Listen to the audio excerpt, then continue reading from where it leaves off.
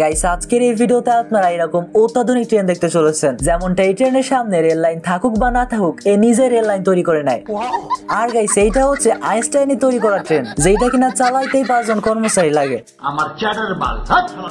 আর এটা তো ওয়ার্ল্ডের সব থেকে দ্রুতগামী ট্রেন, মানে ট্রেন এত জোরে চলতেছে যে কচ্ছপ আগে চলে যাইতেছে।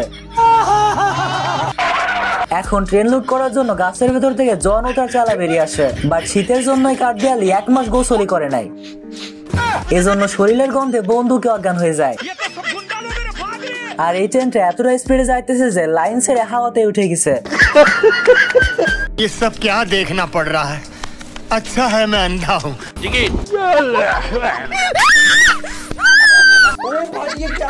ডিম ফুটে বাচ্চাও টিকিট দেখিয়ে দেয়।